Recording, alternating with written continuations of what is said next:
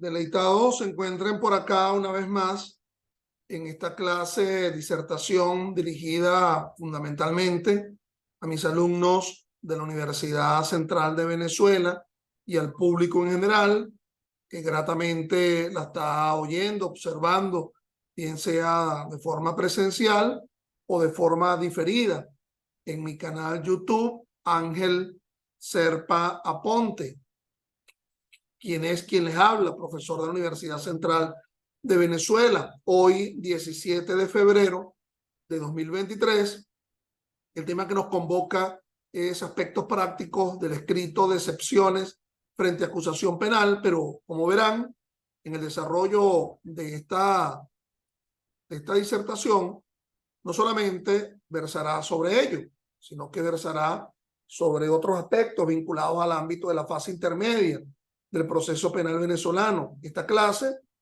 está dirigida o forma parte, pues, de una actividad de evaluación de mis alumnos de práctica de derecho penal. Yo creo que prácticamente, valga la cacofonía, ya son dos los únicos alumnos, porque todos están invitados y no asisten, no hacen las evaluaciones. Espero que cuando la universidad me envíen la lista definitiva para poder consignar las notas, me encuentre con la sorpresa de que todos se retiraron menos estos dos.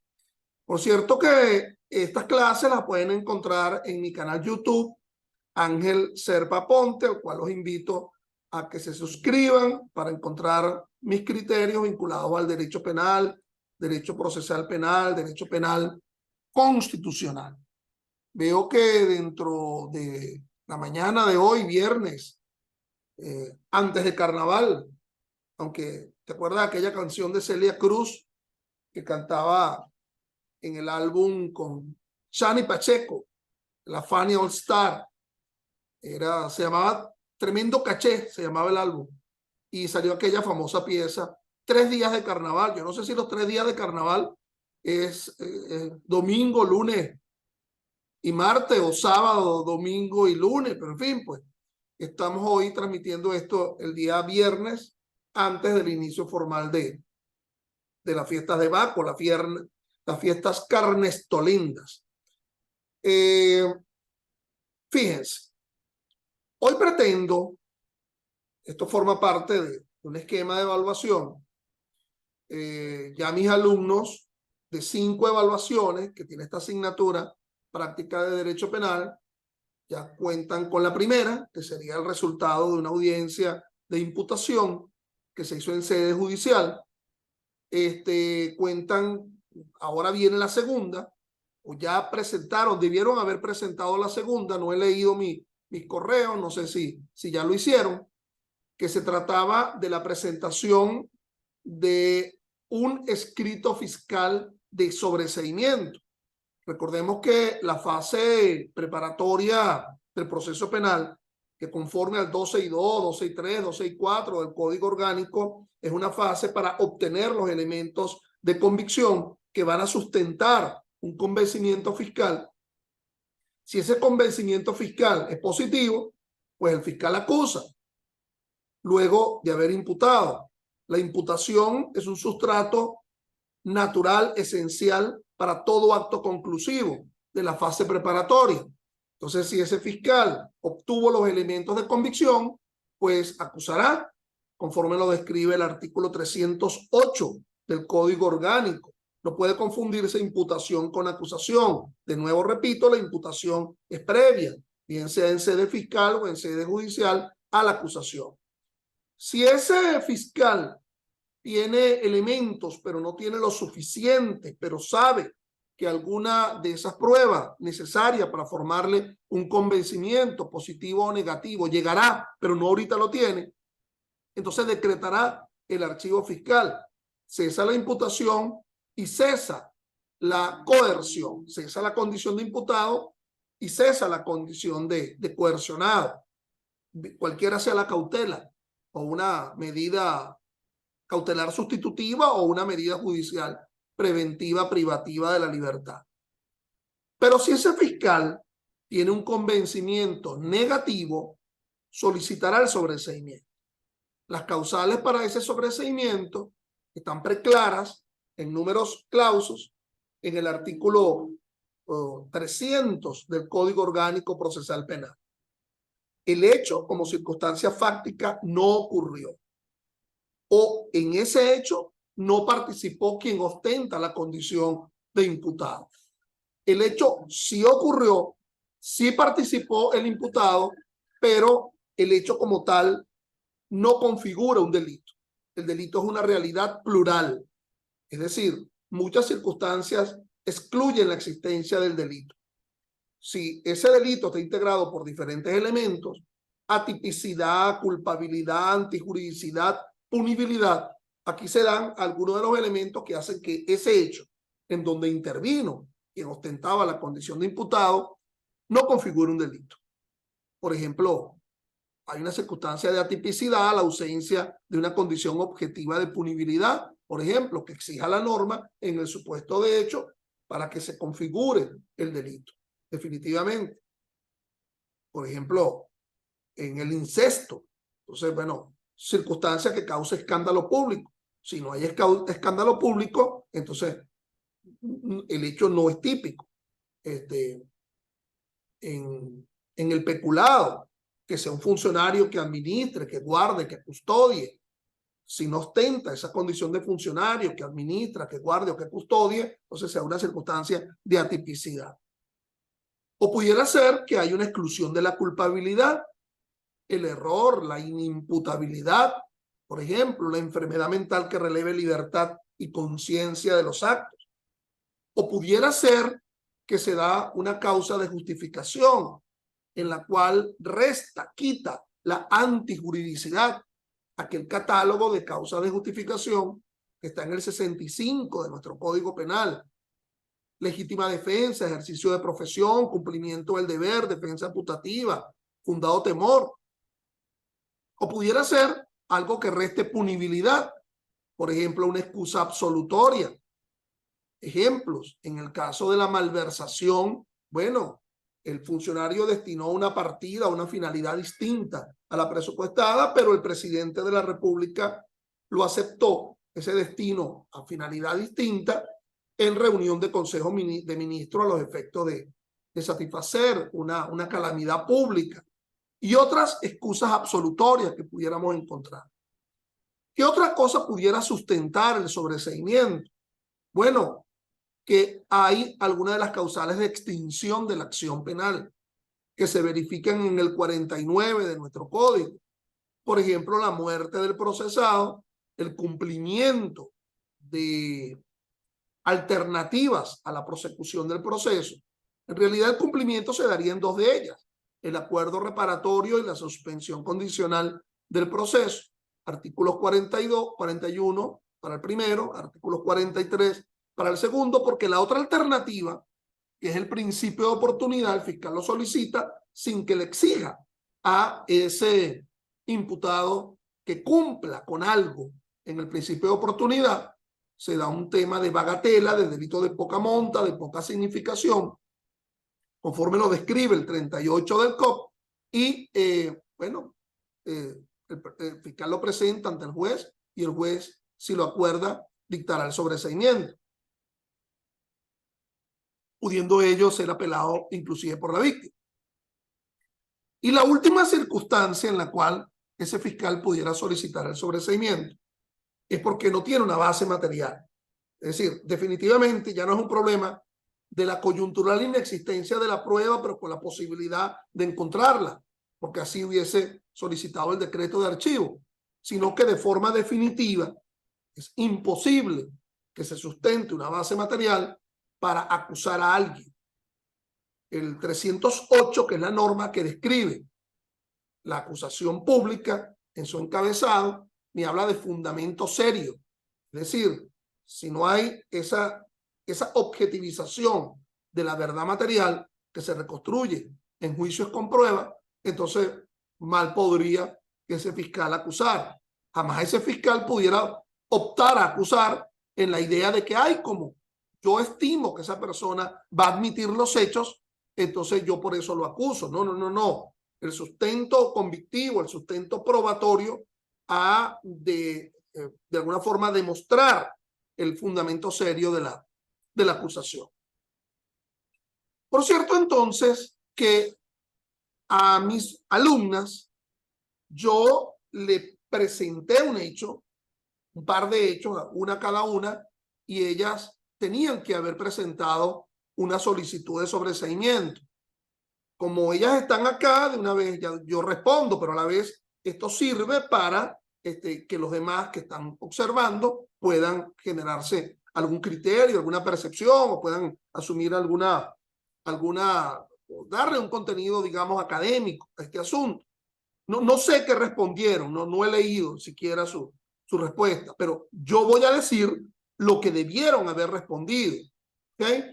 Y en todo caso, vamos a ver los ejemplos, un tanto para que ustedes estén claros del asunto. Vamos a ver el primer caso que lo tienen ante sí, ¿verdad? Que fue el que fue presentado. Entonces, eso fue lo que yo le presenté al alumno. Caso para solicitud fiscal de sobreseimiento. Carmelo Luongo fue imputado por el delito de robo propio contra Alberto Pereira por hechos que ocurrieron en el Club Los Roques de la ciudad de Soledad, estado Anzoátegui, el 25 de enero de 2022. Aquí hay una primera consideración que hay que tomar en cuenta. El alumno que presentó esa solicitud de sobreseimiento tuvo que haber dirigido su solicitud de sobreseimiento a el juez de control del circuito judicial penal o de la extensión de Ciudad Bolívar, Estado Bolívar, puesto que la ciudad de Soledad, que se encuentra en las orillas del Orinoco y enfrente tiene a Ciudad Bolívar, aun cuando pertenezca al circuito geográficamente del Estado Anzoátegui, el Tribunal Supremo ha decidido que los delitos que cometan en Soledad deben ser conocidos por la extensión de Ciudad Bolívar, que se encuentra más cerca, y eso debió haberlo investigado la alumna a los efectos de presentar la solicitud de sobreseimiento. Entonces, esa solicitud tuvo que haberse dirigido a ese tribunal de control de la extensión de Ciudad Bolívar. Por cierto que esto sucede en otros casos, por ejemplo, los delitos que ocurran en esa localidad pasando el río Apure, y ya sería Guárico. Bueno, pero esa localidad que se encuentra bordeando el río Apure, que es de San Fernando, debe ser conocido por el circuito la extensión de San Fernando, del estado Apure.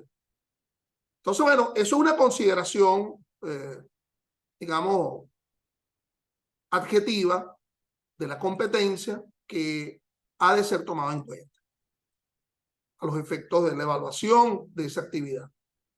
Entonces, el 25 de enero de 2022. Entonces, fíjense, Carmelo fue imputado por el delito de robo propio. El robo propio es el que está descrito, y así debió haberlo colocado en la solicitud de sobreseimiento, es el que está descrito en el artículo 456 del Código Penal. 456 del Código Penal. Robo propio, el robo impropio, en el artículo 455 del Código Penal. 456, el robo impropio. 457, el llamado robo de documentos, que en realidad no solamente es robo de documentos, sino destrucción de documentos, y el 458, que es el robo agravado. Entonces, robo propio porque no se ve una amenaza a la vida, ¿ok? En todo caso, eso fue lo que ya estoy indicando que el fiscal imputó. Eso es una circunstancia que no podría cambiar el alumno. Lo que tendría que haber indicado es cuál es la norma que sustenta el robo propio, que ya ha dicho que es el 455 del Código Penal. Cuando estando los dos solamente cubiertos por sus paños de secarse, es decir, en la sauna, en el baño sauna del club, Luongo, a decir de Pereira, sacó una navaja del paño y le dijo a Pereira, dame todo lo que tenga o vas a ver. No le ha dicho amenaza a la vida, o vas a ver, está siendo coaccionado. Dame todo lo que tenga o vas a ver. A lo que Pereira salió corriendo del sauna, cayéndosele el paño y reportando el hecho, desnudo, en recepción, cuando los vigilantes entraron al sauna y encontraron a Luongo solo con el paño y un cuchillo de mesa. El delito por el que se imputó fue robo propio y por lo tanto se aspiraría que ese fiscal, al presentar un acto conclusivo, tendría que tener congruencia entre imputación y acusación, si fuese la acusación la que va a presentar. Pero como yo solicité un sobreseimiento, entonces obviamente que el delito que tiene que ser sobreseído específicamente es el robo propio. Si el fiscal considera que puede existir otro delito, bueno, no es necesario que lo indique en el sobreseimiento, indicar, y esta fiscalía se reserva la posibilidad de acusar por otro delito previa imputación. No es necesario, pero si lo dice, bueno, ayuda. Porque el sobreseimiento, el escrito de sobreseimiento se basta por sí solo. Es decir, sin añadidos, sin adendos, sin amenazas de otro acto conclusivo, si considera que otro es el hecho, que se equivocó en la calificación. ¿Qué debió haber escrito la alumna? El hecho ocurrió, efectivamente. No sería por el problema de la ausencia de participación del imputado. Ello no sería. ¿Ok? Ahora bien, la tipicidad. Dame todo lo que tengas. Dame todo lo que tengas, siendo que lo que se está violando es la propiedad, porque eso es lo que se está pidiendo. Dame todo lo que tengas. Entonces, a lo mejor existe una amenaza personal, una coacción, pero el robo es un delito pluriofensivo. Propiedad, integridad corporal. ¿Qué va a tener si está desnudo? Si está desnudo no puede tener absolutamente nada. ¿Ok? Entonces, es un delito imposible. Es un delito imposible. Es la típica circunstancia en la cual abordaremos un delito imposible. Yo no sé por dónde se fue la alumna. No he leído. A lo mejor se fue por circunstancias probatorias. A lo mejor habrá que leerlo. A lo mejor digo que lo que ocurrió fue en la propia intimidad, que es el dicho de uno contra el dicho de otro. Un tanto extraño, puesto que los vigilantes al ingresar al sitio lo vieron con el cuchillo, estaba con el cuchillo y por lo tanto lo probatorio creo que no tendría cabida en el asunto, porque el vigilante está demostrando que la persona se encontraba. Hay un problema de atipicidad, es decir, dame todo lo que tengas, qué bien mueble va a tener si está absolutamente desnudo. Bueno, vámonos con el segundo, y así debe haber solicitado el sobreseimiento en función del numeral segundo, del numeral tercero del artículo 300. Vámonos con el segundo caso, ¿ok? El segundo caso que se le planteó a otro alumno es el siguiente. Carmelo Luongo fue imputado por los delitos de estafa y abuso sexual contra Diosmari Pereira, por hechos que ocurrieron en la isla de Los Roques, Venezuela, el 25 de enero de 2022. Aquí nos encontramos con el mismo problema que tuvo la anterior alumna. ¿A quién está dirigida la solicitud de sobreseimiento? Bueno, tiene que ser ante un tribunal de control que tenga la competencia territorial de Los Roques. Debió haberlo investigado el alumno o la alumna. Si eso le corresponde a Vargas o si le corresponde a Nueva Esparta. si es de la competencia insular o es de la competencia del... perdón, disculpe, no es Vargas, es La Guaira. El nombre oficial es La Guaira. Lo que pasa es que tantos años denominando Vargas, además en honra a quien nació en La Guaira, el sabio José María Vargas. Pero bueno, La Guaira o es Nueva Esparta.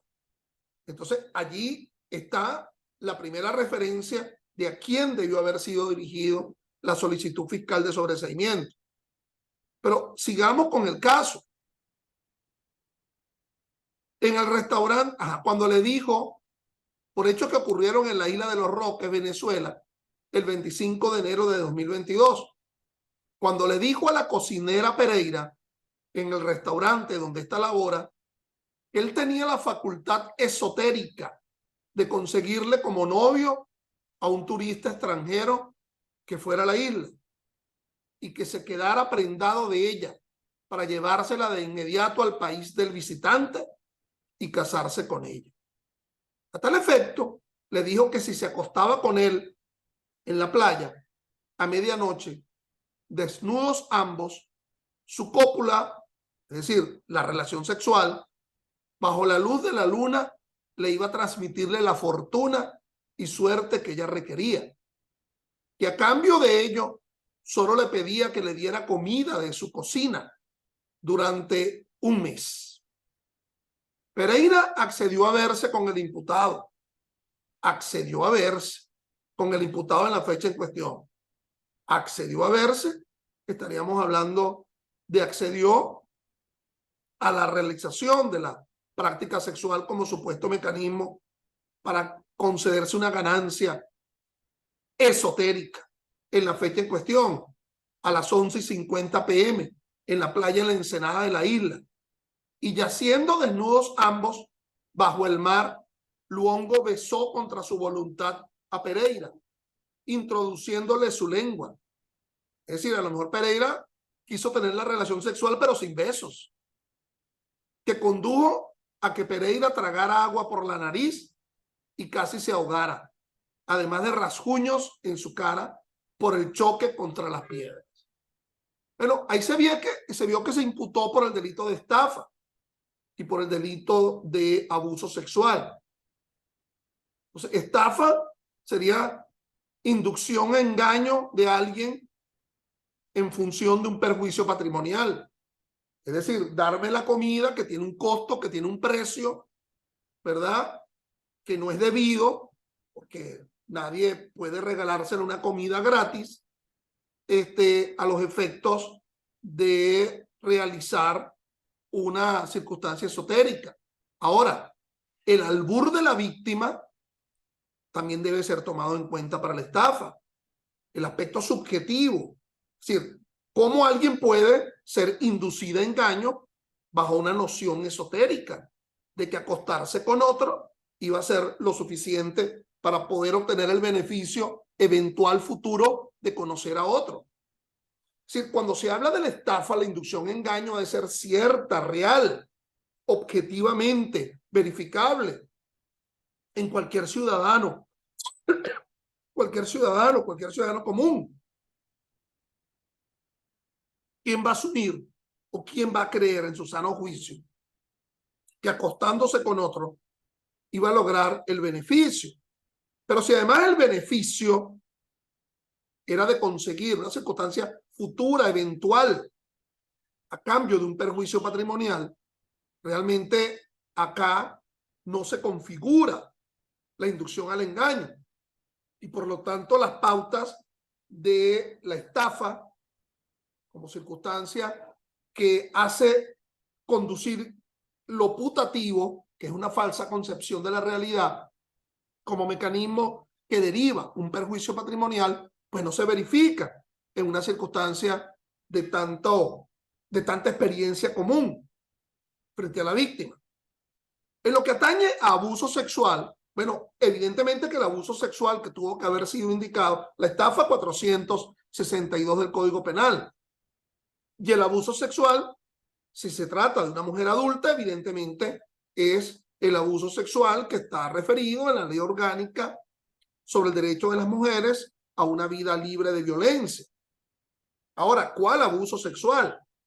En el ejemplo no se habla de que hubo penetración vaginal o anal, y lo que se dice es que hubo fue penetración oral, no de un órgano sexual masculino, ni de uno que simule, sino de la lengua. La lengua tiene conformación fálica, tiene capacidad penetrante, fue contra el consentimiento, pero lo accesorio sigue lo principal. Si la propia persona accedió a la realización de una práctica sexual, bueno, allí la consideración de que lo menos que pudiera configurar que era una práctica sexual, que era la penetración, digamos, vaginal o anal, se encontraba en una circunstancia de primer orden frente a lo posterior, a lo accesorio, que sería la penetración oral. Es decir, alguien que asuma el acudir a una práctica sexual a medianoche, sin luz, en un mar con piedra, puede entender que la posibilidad de rasuñarse está allí. Pero es que en todo caso, no se configuraría el delito sexual y estaríamos en la posibilidad de otro delito, lesiones, por ejemplo. Pero ello no formaría parte del sobreseimiento porque se sobresee son hechos imputados. De nuevo, la misma circunstancia. La amenaza, la eventualidad que se manifieste en el propio escrito de que se podría acusar por lesiones, bueno, no se exige en el propio escrito de sobreseimiento. Entonces, a lo mejor la alumna se fue por consideraciones probatorias. Bueno, la consideración probatoria de que nadie pudo haber verificado lo que allí ocurrió. Allí es distinto al caso de la anterior alumna, porque en el ejemplo no se habla en ningún momento de que alguien acudió y presenció a alguien distinto a ellos dos, y que por lo tanto la ausencia, ¿verdad?, de una demostración de las circunstancias a partir del dicho de otro, bueno, estaría allí presente, y por lo tanto ese fiscal mal podría solicitar una acusación con tan escaso sustento material. Entonces, bueno, tendríamos que ver qué fue lo que la alumna escribió. Ahora pasemos a lo que nos ocurre. Y esto me parece importante a los efectos de ustedes. Estamos en la fase intermedia. En esa fase intermedia, veamos que esa fase intermedia ya supuso la realización de una audiencia de imputación que, conforme al artículo 700, perdón, a la sentencia 754 del 9 de diciembre del año 2021, posterior a la reforma del código vigente, Código Orgánico Procesal Penal, solo se permitiría en sede judicial cuando se tratara de flagrancia o de la ejecución de una orden de aprehensión o de un delito menos grave. Esa audiencia de imputación condujo a una decisión cautelar, bien sea al dictado de una medida privativa o al dictado de una medida cautelar sustitutiva. Hubo una investigación posterior a la imputación. Habría dos tipos de investigación: una investigación anterior a la imputación, es decir, antes de esta audiencia, y una investigación posterior a la imputación. Y hay una finalidad procedimental. ¿Qué procedimiento se va a dictar a partir de ahora? O el procedimiento ordinario, con sus buenas tres fases procesales, o cuatro: fase preparatoria, fase intermedia, fase de juicio, fase de ejecución y además fase recursiva, conforme lo establece el 156 del COP. O un procedimiento especial. Dentro de los procedimientos especiales, bueno, el procedimiento especial por delito menos grave, artículo 354 y siguiente del COP, o el procedimiento por flagrancia, si el fiscal ha solicitado la flagrancia, artículo 372 y siguiente. Si es por flagrancia, se remitirá de forma inmediata las actuaciones al Ministerio Público para que ese Ministerio Público presente el acto conclusivo directamente ante el Tribunal de Juicio. ¿Qué acto conclusivo? Bueno, podrían ser uno de estos tres. O el archivo fiscal, en la cual, bueno, no se tiene una prueba, pero se tiene la probabilidad de obtenerla, pero la consecuencia es que cesa la imputación y cesa la coerción. La solicitud de sobreseimiento, que ya fue analizada con anterioridad, que ya fue actividad exigida a los alumnos luego de una clase anterior sobre la solicitud de sobreseimiento, bien sea porque el hecho no ocurrió, no hubo participación, no hubo delito como realidad plural, no hubo acción, es decir, se extinguió la acción penal o no hay prueba, o la acusación pública. Si la persona está privada de la libertad, esa acusación pública se presentará en los 45 días continuos desde el dictado de esa privativa, conforme lo establece el 236 del COP. Esa acusación pública se interpone ante el juez de control, el mismo juez de control que ha venido asumiendo la causa, en donde se realizó la audiencia de imputación. Si la audiencia de imputación se realizó en sede fiscal y no hubo ningún juez de control que haya asumido previamente la causa, no hay ningún juez de control, por ejemplo, que haya librado una orden de allanamiento, que haya, o ante quien se haya realizado una audiencia de prueba anticipada, o no haya ningún juez de control que haya dictado previamente una orden de aprehensión. Bueno, esa acusación se interpondrá ante la oficina distribuidora de causa de la extensión o del circuito para ser dirigida. Se indica allí juez de control, se deja el espacio abierto para ser dirigido al juez de control que aleatoriamente asuma el conocimiento de la causa. Ahora bien, mis estimados, esa acusación pública, esa presentación de la acusación pública está descrita en el artículo 308 del COP. En el siguiente artículo, artículo 309, se establece que el juez de control tiene que fijar la audiencia preliminar. Debe hacerlo de 15 a 20 días hábiles, es decir, días de efectivo despacho, no tomando en cuenta días declarados de fiesta o días donde el juez definitivamente no despachó. 15 a 20 días hábiles. El concepto de día de despacho en la fase intermedia está descrita en el artículo 156 del COP, en el sentido que con la presentación de la acusación se origina la fase intermedia del proceso penal venezolano. Y por lo tanto, los días hábiles se contabilizan, se computan los días de efectivo despacho por parte del tribunal. Ustedes van a cualquier tribunal de control y se van a conseguir el calendario allí puesto a la vista de todos, donde está marcado, tachado los días en donde no ha habido despacho. Entonces, bueno, a esos fines se fijará la audiencia preliminar. Ni menos de 15 ni más de 20 días hábiles. Por cierto que esa fijación de la audiencia preliminar tiene que ser notificada a las partes. ¿Cuáles son las partes? Bueno, el procesado en primer lugar. Y aquí vengo a lo que atañe a la actividad práctica que va a surgir luego de esta clase frente a mis alumnos. Si se presenta la acusación, se notificará al procesado y ese procesado presentará su escrito de excepciones. Ahora bien, mis estimados, ya les estoy advirtiendo a mis dos alumnas que hay cambios de sede.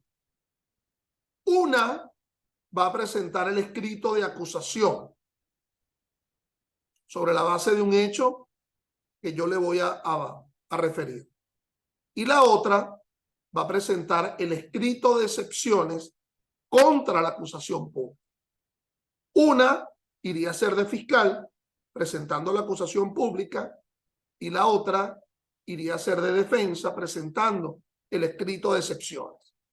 Ello configuraría la tercera evaluación.